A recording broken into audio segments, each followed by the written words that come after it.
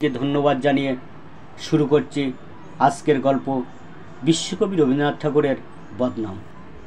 ক্রিং ক্রিং ক্রিং সাইকেলের আওয়াজ।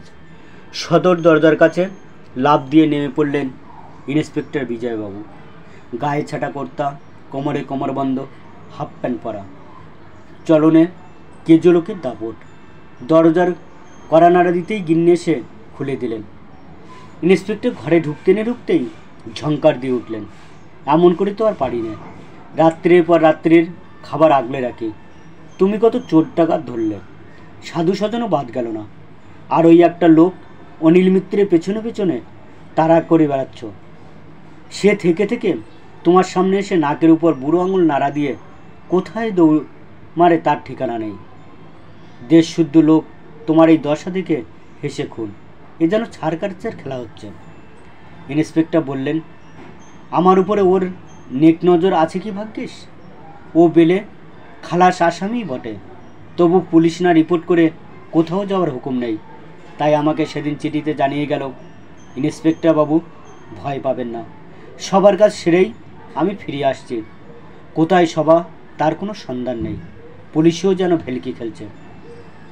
স্ত্রী সৌদামিনী বললে, শোনো তবে আজ রাত্রিরের খবর দিই, শুনলে তোমার তাক লেগে যাবে। লোকটার কি আস্পর্ধা, কি বুকের পাটা। রাত্রি তখন 2টো, আমি তোমার খাবার আগলে বসে আছি, একটু ঝুমুনি এসেছে। হঠাৎ চমকে দেখি সেই তোমাদের অনিল ডাকাত। আমাকে প্রণাম করে বললে, দিদি আজ ভাইফোঁটার দিন, মনে আছে? ফোঁটা নিতে এসেছি। আমার আপন দিদি এখন চট্টগ্রাম কী সব চক্রান্ত করছে, কিন্তু ফোঁটা আমি চাই, ছাড়বো না। এই বসলুম। সত্যি কথা তোমাকে বলবো, আমার মনের মধ্যে উচ্ছিলে উঠল স্নেহ। মনে হলো এক রাত্রির জন্যে আমি ভাইকে পেয়েছি। সে বললে, দিদি আজ 3 দিন কোনো মতে আতপিটা খেয়ে বনে জঙ্গলে ঘুরেছি। আজ তোমার হাতের ফোঁটা, তোমার হাতের অন্ন নিয়ে আবার আমি উধাও হব। তোমার জন্যে যে ভাত বাড়া ছিল তাই আমি তাকে আদর করে খাওয়াইলুম। বললুম, এই বেলা তুমি পালাও, তার আসবার সময় হয়েছে। লোকটা বললে, কোনো ভয় নেই, তিনি আমারই সন্ধানে তিল বেড়ে গেছেন, ফিরতে অন্তত 3টে বাজবে। আমি রয়ে বসে তোমার পায়ের ধুলো নিয়ে যেতে পারবো। বলে তোমারই জন্যে সাজা পান টপ করে মুখে নিলে তুলে। তারপরে বললে কিনা, ইন্সপেক্টর বাবু হাবানার চুরুট খেয়ে থাকেন, তারই একটা আমাকে দাও, আমি খেতে খেতে যাব। যেখানে আমার সব দলের লোক আছে তারা আজ সভা করবে। তোমার এই ডাকাত অনায়াসে নির্ভয়ে সেই জায়গাটার নাম আমাকে বলে দিলে। ইন্সপেক্টরবাবু বললেন, নামটা কি শুনতে পারি? সদু বললে, তুমি এমন প্রশ্ন আমাকে জিজ্ঞেস করলে, এর থেকে প্রমাণ হয় তোমার ডাকাত আমাকে চিনেছিল, কিন্তু তুমি আজও আমাকে চেনোনি। যা হোক, আমি তাকে তোমার বউ শখের একটি হাবানা চুরুট দিয়েছি। সে জ্বালিয়ে দিব্যি সুস্থ মনে পায়ের ধুলো নিয়ে চুরুট ফুঁকতে ফুঁকতে চলে গেল। বিজয় বসেছিলেন, লাফ দিয়ে উঠে বললেন, বলো সে কোন দিকে গেল, কোথায় তাদের সভা হচ্ছে? সদু উঠে ঘাড় বেঁকিয়ে বললে, কি এমন কথা তোমার মুখ দিয়ে বের হলো? আমি তোমার স্ত্রী হয়েছি, তাই বলে কি পুলিশের চরের কাজ করব? তোমার ঘরে এসে আমি যদি ধর্ম খুঁয়ে বসি, তবে তুমিই বা আমাকে বিশ্বাস করবে কি করে? ইন্সপেক্টর চিনতেন তার স্ত্রীকে ভালো করে, খুব শক্ত মেয়ে, এর জিদ কিছুতেই নরম হবে না। হতাশ হয়ে বসে নিঃশ্বাস ফেলে বললেন, হায় রে, এমন সুযোগটাও কেটে গেল। বসে বসে তার নবাবী ছাদের গোপ জোড়াটাতে তা দিতে লাগলেন, আর থেকে থেকে ফুঁসে উঠলেন অধৈর্যে। তার জন্য তৈরি 2য় দফার খিচুড়ি তার মুখে রুচল না। এই গেল এই গল্পের প্রথম পালা। শুধু স্বামীকে বললে, কি গো, তুমি যে নিত্য জুড়িয়ে দিয়েছ, আজ তোমার মাটিতে পা পড়ছে না? ডিস্ট্রিক্ট পুলিশের সুপারিনটেন্ডেন্টের নাগাল পেয়েছো নাকি? পেয়েছি বই কি, কীরকম শুনি? আমাদের যে চর নিতাই চক্রবর্তী, সে ওদের ওখানে চরগিরি করে। তার কাছে শোনা গেল আজ মোসকাটির জঙ্গলে ওদের একটা মস্ত সভা হবে, সেটাকে ঘেরাও করবার বন্দোবস্ত হচ্ছে। ভারী জঙ্গল, আমরা আগে থাকতে লুকিয়ে সার্ভার পাঠিয়ে তন্ন তন্ন করে সার্ভে করে নিয়েছি, কোথাও আর লুকিয়ে পালাবার ফাঁক থাকবে না। তোমাদের বুদ্ধির ফাঁকের মধ্য দিয়ে বড় বড় ফুটোই থাকবে। অনেকবার তো লোক হাসিয়েছ, আর কেন এবারে ক্ষান্ত হও। সে কি কথা শুধু, এমন সুযোগ আর পাবো না। আমি তোমাকে বলছি, আমার কথা শোনো। ও মস্কাটির জঙ্গল, ও সব বাজে কথা। সে তোমাদেরই ঘরের আনাচে কানাচে ঘুরছে, তোমাদের মুখের উপরে তুড়ি মেরে দেবে দৌড়। ইয়া আমি তোমাকে বলে দিলুম। তা তুমি যদি লুকিয়ে তাদের ঘরের খবর দাও তাহলে সবই সম্ভব হবে। দেখো, অমন চালাকি করো না। বোকামি করতে হয় পেট ভরে করো। অনেকবার করেছো, কিন্তু নিজের ঘরের বউকে নিয়ে। কথাটা চাপা পড়ল চোখের উপর আঁচল চাপার সঙ্গে। শুধু আমি দেখেছি যে এই একটা বিষয়ে তোমার ঠাট্টাটুকু সয় না। তা সত্যি, পুলিশের ঠাট্টাতেও যে গায়ে দাঁত বসে। এখন কিছু খেয়ে নেবে কি না বলো? তা নেব, সময় আছে। সব একেবারে পাকাপাকি ঠিকঠাক হয়ে গেছে। দেখো, আমি সত্যি কথাই বলবো। তোমার যা কানাকানি করো তা যদি জানতে পারতুম তাহলে ওদের কাছে ফাঁস করে দেওয়া কর্তব্য মনে করতুম। সর্বনাশ, কিছু শুনেছ নাকি তুমি? তোমাদের সংসারের চোখ কান খুলে রাখতেই হয়। কিছু কানে যায় বই কি, কানে যায়। আর তারপরে চণ্ডীদাস বলেছেন, কানের ভিতর দিয়ে মরমে পশিল গো, আকুল করিয়া দিল প্রাণ। তোমার ওই ঠাট্টাতেই তুমি জিতে যাও। কোনটা যে তোমার আসল কথা ধরা যায় না। তা বুঝবার বুদ্ধি যদি থাকতো তবে এই পুলিশ ইন্সপেক্টর কাজ তুমি করতে না। এর চেয়ে বড় কাজেই সরকার বাহাদুর তোমাকে লাগিয়ে দিতেন বিশ্ব হিতেশের পদে। বক্তৃতা দিতে দিতে দেশে বিদেশে জাল ফেলতেন। সর্বনাশ! তাহলে সেই যে মেয়েটির গুজব শোনা যাচ্ছে, সেদিকে আমায় আপন ঘরেরই ভিতরকার। ওই দেখো, কুকুরটা চেঁচিয়ে মরছে। তাকে খাইয়ে ঠান্ডা করে আসি। ইন্সপেক্টর বাবু মহা খাপ হয়ে বললেন, আমি এক্ষুনি গিয়ে লাগাবো ওই কুকুরটাকে আমার পিস্তলে গুলি। সধু তার স্বামীর কাপড় ধরে টেনে বললে, না, কখনো তুমি যেতে পারবে না। কেন? তুমি সামনে গিয়ে দাঁড়ালেই একেবারে টুটি ক্যাক করে চেপে ধরবে। ও বড় বদমাইশ কুকুর, ও কেবল আমাকেই চেনে। একটা খবর পেয়েছি শুধু, সেই অনিল লোকটা হরবোলা, ও সব জন্তুরই নকল করতে পারে। রোজ রাত্রি 2টোর সময় ওই যে তোমায় ডাক দিচ্ছে না, তাই বা বলো কি করে? শুধু একেবারে জ্বলে উঠে বললে, শেষকালে আমাকে সন্দেহ? এই রইল তোমার ঘরকন্যা পড়ে। আমি চললুম আমার ভগ্নিপতির বাড়িতে। এই বলে সে উঠে পড়ল। আরে, কোথায় যাও? ভালো মুশকিল। নিজের ঘরের স্ত্রীকে ঠাট্টা করব না, আমি ঠাট্টার জন্যে পরের ঘরের মেয়ে কোথায় খুঁজে পাই? পেলেই বা শান্তিরক্ষা হবে কি করে? বলে ওকে জোর করে ধরে বসালেন। শুধু কেবলই চোখ মুছতে লাগলো। আহা, কি করছো? কাঁদো কেন? সামান্য একটা ঠাট্টা নিয়ে? না, তোমার এই ঠাট্টা আমার সইবে না, আমি বলে রাখছি। আচ্ছা, ব্যাস, এখন তুমি আরামে নিশ্চিন্ত হয়ে তোমার কুকুরকে খাইয়ে এসো। ও আবার কাটলেট নইলে খায় না, পুডিং না হলে পেটও ভরে না। সামান্য কুকুর নিয়ে তুমি অত বাড়াবাড়ি করো কেন? আমি বুঝতেই পারি না। শুধু বললে, তোমরা পুরুষ মানুষ, বুঝবে না। পুত্রহীনা মেয়ের বুকে যে স্নেহ জমে থাকে, সে যে কোনো একটা প্রাণীকে পেলে তাকে বুকের কাছে টেনে নেয়। ওকে একদিন না দেখলে আমার মনে কেবলই ভয় হতে থাকে, কে ওকে কোন দিক থেকে ধরে নিয়ে গেল। তাই তো আমি ওকে এত যত্নে ঢেকে ঢুকে রাখি। কিন্তু আমি বলে দিচ্ছি শুধু, কোনো জানোয়ার এত আদরে বেশি দিন বাঁচতে পারে না। তা যতদিন বাঁচে ভালো করেই বাঁচুক। বিজয়বাবু বিশ্রাম করতে লাগলেন। ইতিমধ্যে পুলিশের দলবল জুটল। চলল সবাই আলাদা আলাদা রাস্তায় মস্কাটির দিকে। বহু দূরের পথ, প্রায় রাত পুয়ে গেল যেতে আসতে। পরের দিন বেলা 7টার সময় মুখ শুকিয়ে ইন্সপেক্টর বাড়িতে এসে ক্যাদারটার উপর ধপস করে বসে পড়লেন। বললেন, শুধু বড় ফাঁকি দিয়েছে। তোমার কথাই সত্যি। পুলিশের লোক ঘেরাও করলে বন। সে বনে জনমানব নেই। হই হই লাগিয়ে দিলে। চিৎকার করে বলতে লাগলে, কোথায় আছো বের হও, নইলে আমরা গুলি চালাবো। অনেকগুলো গুলি, ফাঁকা গুলি চলল, কোনো সাড়া নেই। পুলিশের লোক খুব সাবধানে বনের মধ্যে ঢুকে তলাশ করলে। তখন ভোর হয়ে এসেছে। রব উঠল, ধর সেই নিতাইকে, বদমাশকে। নিতাইয়ের আর টিকি দেখা যায় না। একখানা চিঠি পাওয়া গেল, কেবল এই কটি কথা, আসামি নিরাপদ, দিদিকে আমার প্রণাম জানাবেন। অনিল, দেখো দেখি কী কাণ্ড। এর মধ্যে আবার তোমার নাম জড়ানো কেন? শেষকালে আবার কি পুলিশের ঘরে গিন্নি কি আসামির ঘরে দিদি হতে পারে না? সংসারের সব সম্বন্ধেই কি সরকারি খামে ছাপা মারা? আমি আর কিছুই বলবো না, এখন তুমি একটু শোও, একটু ঘুমাও। ঘুম ভাঙলো তখন বেলা দুপুর।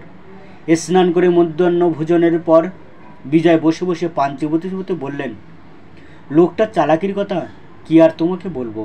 ও দলবল নিয়ে চারদিকে গোরোপাগান্ডা ছড়িয়ে বেড়াচ্ছে। ও ভারী রাত্রিরে কুম্ভক যোগ করে শূন্য আসন করে। এটা নাকি অনেকে সচক্ষে দেখা। গ্রামের লোকের বিশ্বাস জন্মিয়ে দিয়েছে ও একজন সিদ্ধ পুরুষ, বাবা ভোলানাথের চিহ্নিত। ওর গায়ে হাত দেবে হিন্দুর ঘরে আজ এমন লোক নেই। তারা আপন ঘরের দাওয়ার ওর জন্যে খাবার রেখে দেয়, রীতিমতো নৈবেদ্য। সকালবেলা উঠে দেখে তার কোনো চিহ্ন নেই। হিন্দু পাহারাওয়ালারা তো ওর কাছে ঘেঁষতেই চায় না। একজন দারোগা সাহস করে হিজলাকান্দির দাঙ্গার পরে ওকে গ্রেপ্তার করেছিল। হপ্তাখানেকের মধ্যে তার স্ত্রী বসন্ত হয়ে মারা গেল। এরপরে আর প্রমাণের অভাব রইল না। সেই জন্য এবারে যখন মোসকাটিতে ওর কোনো সাড়া পাওয়া গেল না, পাহারাওয়ালারা ঠিক করলে ও যখন খুশি আপনাকে লোক করে দিতে পারে। ও তার একটি সাক্ষীও রেখে গেছে। একটি জলা জায়গায় পায়ের দাগ দেখা গেল, দুহাত অন্তর, আর একটি পদক্ষেপ 1.5 হাত লম্বা। হিন্দু পাহারাওয়ালারা সেই পায়ের দাগের উপরে ভক্তি ভরে লুটিয়ে পড়ে আর কি। এই লোককে সম্পূর্ণ মন দিয়ে ধরপাকড় করা শক্ত হয়ে উঠেছে। ভাবছি মুসলমান পাহারাওয়ালার আনব, কিন্তু দেশের হাওয়ার গুণে মুসলমানকে যদি ছোঁয়াচো লাগে তবে আরও সর্বনাশ হবে।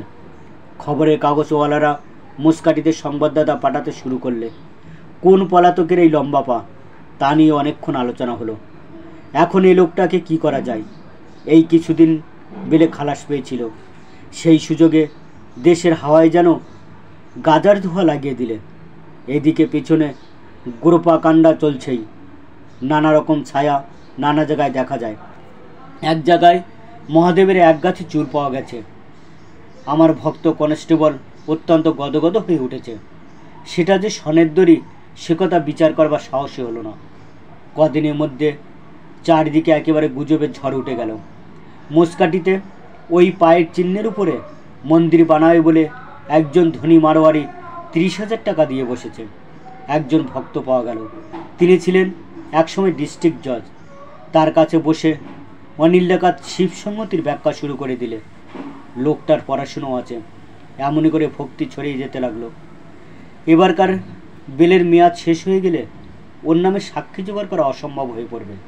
অনিল ডাকাতকে নিয়ে এই তো আমার আর এক মস্ত সমস্যা বাঁধল।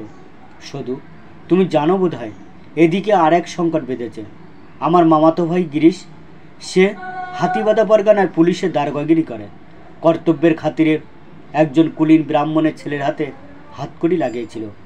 সেই অবধি গ্রামের লোকেরা তাকে জাতে ঠেলাবার মন্ত্রণা করছে। এদিকে তার মেয়ের বিয়ের বয়স পেরিয়ে যায়। যে পাত্রই জোটে তাকে ভাঙিয়ে দেয় গ্রামের লোক। পাত্র যদি জোটে তবে পুরুষ জোটে না। দূর গ্রাম থেকে পুরুতের সন্ধান পেল, কিন্তু হঠাৎ দেখা গেল সে কখন দিয়েছে দৌড়। এবারে একটা কিনারা পাওয়া গেছে। বৃন্দাবন থেকে এক বাবাজি এসে হঠাৎ আমার হেড কনস্টেবল বাড়িতে আড্ডা দিলেন। সৎ ব্রাহ্মণ, খাইয়ে দাইয়ে আমরা সবাই মিলে তাকে খুশি করাচ্ছি। তাকে রাজি করানো গেছে। এখন গ্রামের লোকের হাত থেকে তাকে বাঁচিয়ে রাখতে হবে। শুধু তুমি এ কাজে সাহায্য করো। ওমা, করবো না তো কি, ও তো আমার কর্তব্য। আহা, তোমাদের গিরিশের মেয়ে, আমাদের মিনু, সে তো কোনো অপরাধ করেনি, তার বিয়ে তো হওয়াই চাই। আনো তোমার বৃন্দাবনবাসীকে। আমি জানি ওইসব স্বামীজিদের কি করে আদর যত্ন করতে হয়। এলেন বৃন্দাবনবাসী, বুকে লুটিয়ে পড়ছে সাদা দাড়ি, নারদ মুনির মতো। শুধু ভক্তিতে গদগদ হয়ে পায়ের কাছে লুটিয়ে পড়ল। পাড়ার লোক তার প্রণামের ঘটা দেখে হেসে বাঁচে না। পরবিনা প্রতিবেশিনী মুচকে হেসে বললেন, সাধু সন্ন্যাসীদের প্রতি তোমার এত ভক্তি হঠাৎ জেগে উঠল কী করে? শুধু হেসে বললেন, দরকার পড়লেই ভক্তি উতলে ওঠে। বাবা ঠাকুরেরা পায়ের ধুলো নিয়ে গলে যান। মিনুর বিয়ে না হওয়া পর্যন্ত আমার এই ভক্তিটাকে টিকে রাখতে হবে। ঘন ঘন শাক বেজে উঠল। উলুধ্বনির সঙ্গে বর আসার শব্দ এলো চারদিক থেকে। কনেকে একটি চেলি জড়ানো পুটলির মতো করে ইওর দল নিয়ে এলো ছাদনাতলায়। নির্বিঘ্নে কাজ সমাধা হলো। বরকনে বাবাজিকে প্রণাম করে অন্দরে যাওয়ার জন্য উঠে দাঁড়ালো। তখন বাবাজি আশীর্বাদ শেষ করে বিজয়বাবুকে আর সবাইকে বললেন, মহাশয়, আমার খবরটা এবারে দিয়ে যাই। পুরুতের কাজ আমার পেশা নয়। আমার যা পেশা সে আপনার সমস্ত দারোগা কনস্টেবলদের ভালো করেই জানা আছে। এখন আপনাদের পুরুতে দক্ষিণা দেবার সময় এসেছে। সে পর্যন্ত আমার আর সুদূর সইবে না। অতএব আপনারা বিদায় করবার আগেই আমি বিদায় নিলেন। এই বলে সন্ন্যাসী সকলের সামনে দাড়ি গোঁফ টেনে ফেলে 3 লাফে চণ্ডীমণ্ডপের পাঁচিল ভেঙে উধাও। সবার লোকেরা হা করে চেয়ে রইল। বিজয়বাবুর মুখে কথা নেই। বিয়ের ভোজ শেষ হয়ে গেছে। পাড়া পড়শি গেছে যে যার ঘরে। বরবধূ বাসের ঘরে বিশ্রাম নিচ্ছে। সধু স্বামীকে বললে, তুমি ভাবছো কি? যেমন করে হোক কাজ তো উদ্ধার হয়ে গেছে। সন্ন্যাসী উদাও হয়ে গিয়ে তোমাদেরই তো কাজ হালকা করে দিয়ে গেল। এখন বাসি বিয়ের আয়োজন করতে হবে। চোর ডাকাতের পেছনে সময় নষ্ট করো না। কিন্তু সেই মেয়েটির কোনো খোঁজ পেলে কে? দুঃখের কথা বলবো কি, এখন একটি মেয়ের জায়গায় রোজ আমার থানার সামনে 25টি মেয়ের আমদানি হচ্ছে চাল কলা নৈবেদ্য নিয়ে। এখন কোনটি যে কে খোঁজ করা শক্ত হয়ে উঠল। সে কি, তোমার দরজায় এত মেয়ের আমদানি তো ভালো নয়। ওখানে তুমি কি বাবাজি সেজে বসেছো নাকি? না, লোকটার চালাকির কথা শোনা একবার অবাক হবে। একদিন হঠাৎ কিষানলাল এসে খবর দিয়েলে অফিসের সামনের রাস্তায় একটি পাথর বেরিয়েছে। তার গায়ে পাড়ার মেয়েরা এসে সিঁদুর লাগাচ্ছে, চন্দন মাখাচ্ছে। কেউ চাইতে এসেছে সন্তান, কেউ স্বামী সৌভাগ্য, কেউ আমারই সর্বনাশ। এই ভিড় পরিষ্কার করতে গেলেই খবরের কাগজে মহা হাউমাউ করে উঠবে যে এইবার হিন্দুর ধর্ম গেল। আমার হিন্দু পাহাড়ওয়ালারাও তাকে পাঁচ শিকা করে প্রণামী দেয়। ব্যবসা খুব জমে উঠল।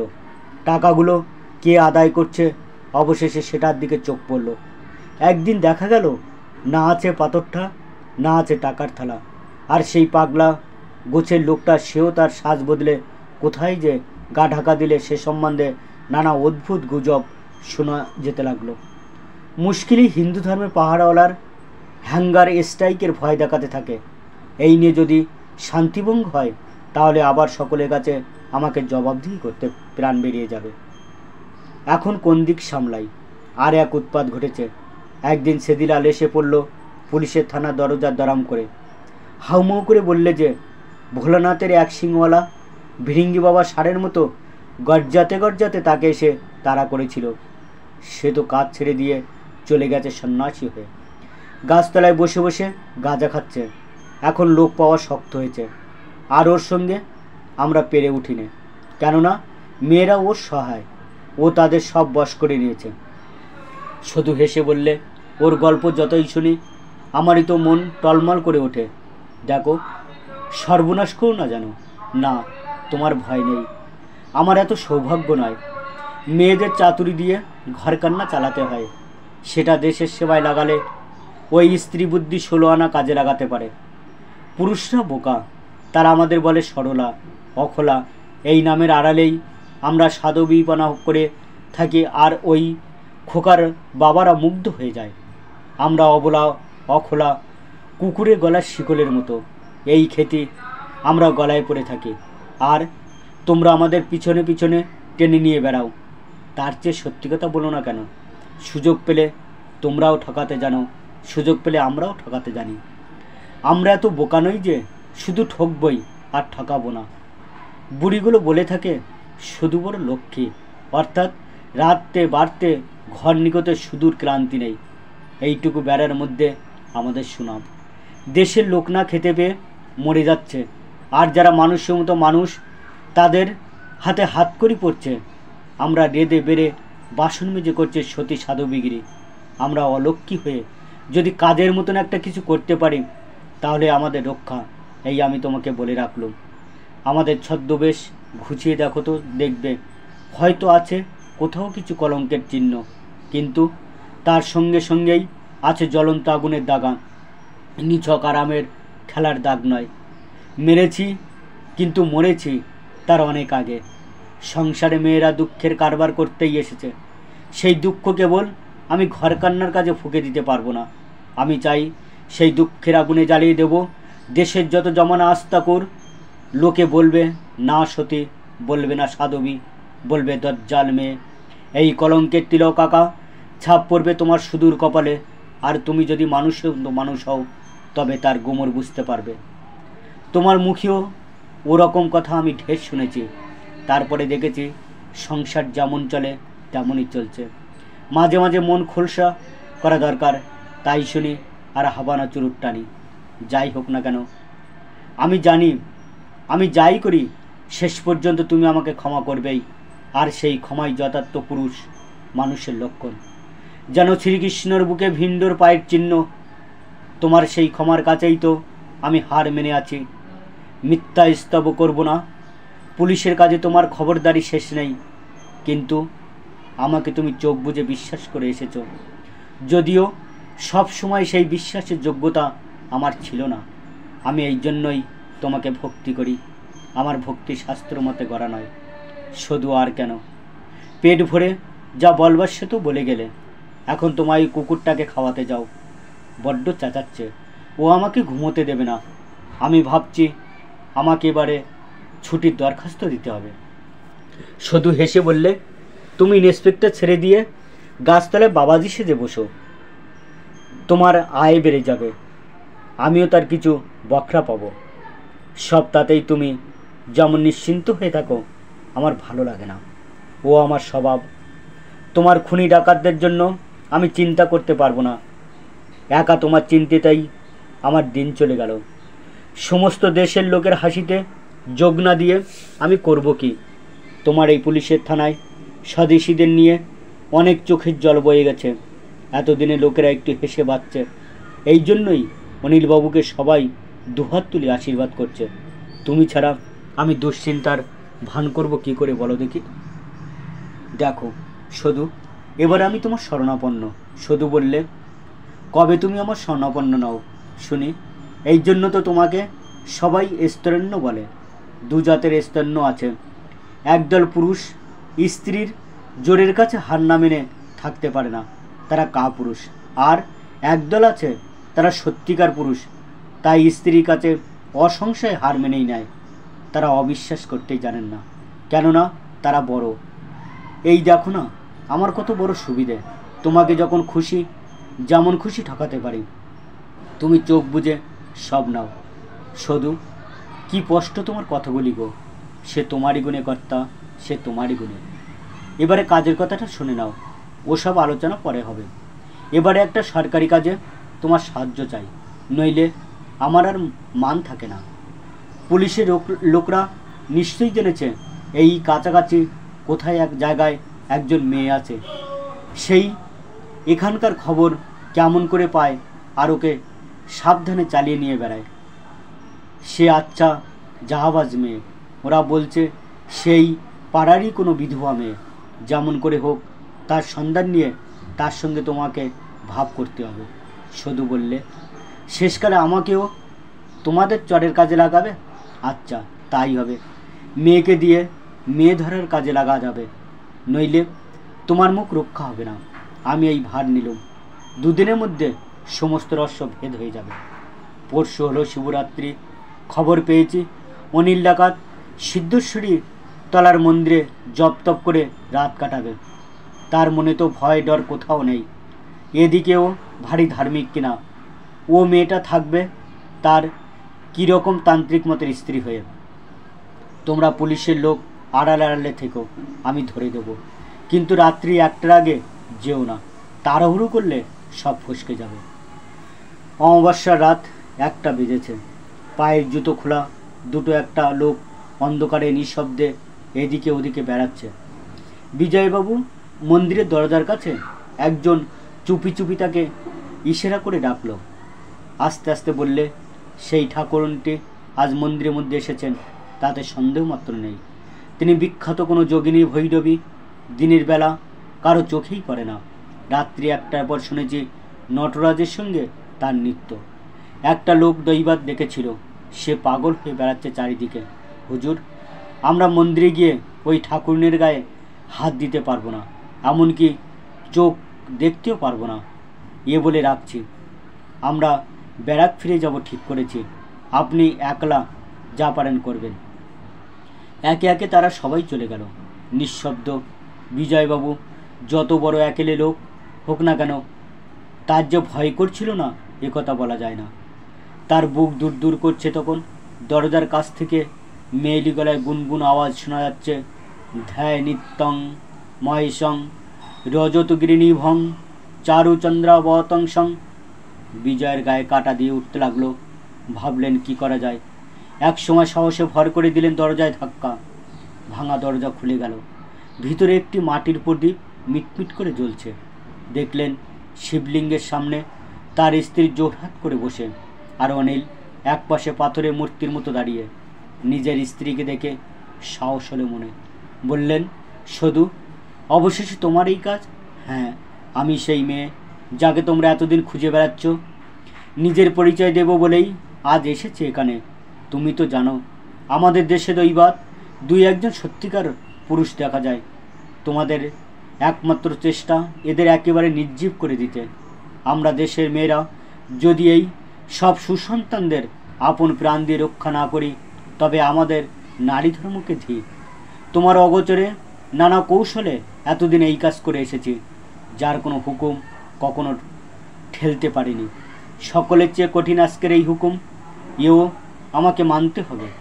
এই আমার দেবতাকে আজ তোমার হাতেই ছেড়ে দিয়ে আমি সরে দাঁড়াবো। জানি আমার চেয়ে বড় রক্ষক তার মাথার উপরে আছেন। 2 দিন পরেই সমাজের সঙ্গে আমার সম্বন্ধ কীরকম নিন্দায় ভরে উঠবে তা আমি জানি। এই লাঞ্ছনা আমি মাথায় করে নেব। কখনো মনে করো না চাতুরি করে তোমার স্ত্রীকে বাঁচিয়ে এই মানুষকে আলাদা নালিশে জড়াতে পারবে। আমি চিরদিন তার পিছন পিছন থেকে শাস্তির শেষ পালা পর্যন্ত যাব। তুমি সুখে থেকো, তোমার ভয় নেই। ইচ্ছা করলেই তুমি নতুন সঙ্গিনী পাবে। আর যা করো আমাকে দয়া করো না। আমার চেয়ে অনেক বড় যারা, তাদের তুমি তা করোনি। সেই নিষ্ঠুরতার সঙ্গে অংশ নিয়ে মাথা উঁচু করেই আমি তোমার কাছ থেকে বিদায় নেব। প্রাণপণে তোমার সেবা করেছি ভালোবেসে, প্রাণপণে তোমাকে বঞ্চনা করেছি কর্তব্যবোধে। এই তোমাকে জানিয়ে গেলুম, এরপরে হয়তো আর সময় পাবো না। সুদূর কথায় বাধা দিয়ে অনিল বলে উঠল, বিজয়বাবু, আজ আমি ধরা দেব বলেই স্থির করে এসেছিলাম। আমার আর কোনো ভাবনা নেই, আমার কাজ শেষ হয়ে গেছে। আপনি সুদূর কথায় ভরকাবেন না। ও একটি অসাধারণ মেয়ে, জন্মেছে আমাদের দেশে, একেবারে খাপছাড়া সমাজে। খুব ভালো করেই জেনেছি আমি ওকে। চিনি বলেই আপনাকে বলছি, ও নিষ্কলঙ্ক। যে কঠিন কর্তব্য আমরা মাথায় নিয়ে দাঁড়িয়েছি, সেখানে ভালোবাসার কোনো ফাঁক নেই। আছে কেবল আপনাকে জলাঞ্জলি দেওয়া। বিশ্ব সংসারের লোক সধু সম্বন্ধে কিছু জানবে না। আপনার কোনো ভয় নেই। ওকে নিয়ে আপনি মন্দিরের সুড়ঙ্গ পথ দিয়ে বাড়ি ফিরুন, আর আমি অন্য দিক থেকে পুলিশের হাতে এক্ষুনি ধরা দিচ্ছি। এই সঙ্গে একটি কথা আপনাদের জানিয়ে রাখি, আমাকে আপনারা বাঁধতে পারবে না। রবি ঠাকুরের একটা গান আমার কণ্ঠস্থ, আমারে বাঁধিবি তোরা, সেই বাঁধুনি কি তোদের আছে? হঠাৎ গেয়ে উঠল বিদেশি গলায়। মন্দিরের ভিত থরথর করে কেঁপে উঠল গলার জোরে। অবাক হয়ে গেলেন ইন্সপেক্টর বাবু। এই গান অনেকবার গেয়েছি, আবার গাইব। তারপরে চলবো আফগানিস্তানের রাস্তা দিয়ে, যেমন করে হোক পথ করে নেব। আপনাদের সঙ্গে এই আমার কথা রইল। আর 15 দিন পরে খবরের কাগজে বড় বড় অক্ষরে বের হবে, অনিল বিপ্লবী পলাতক। আজ প্রমাণ হই। হঠাৎ বিজয়ের হাত কেঁপে উঠল। টসটা মাটিতে পড়ে গেল হাত থেকে। মুখের উপরে 2 হাতে চেপে বসে পড়লেন। প্রদীপটাও দমকা বাতাস শেষ হয়ে গেছে আগেই। সবাইকে ধন্যবাদ জানিয়ে এখানেই শেষ করছি গল্পটি। কেমন লাগলো অবশ্যই কমেন্ট করে জানাবেন। আর এই রকম আরও ভিডিও দেখতে চ্যানেলটি সাবস্ক্রাইব করবেন, আর পাশে থাকা বেল আইকনটি প্রেস করতে ভুলবেন না। নমস্কার।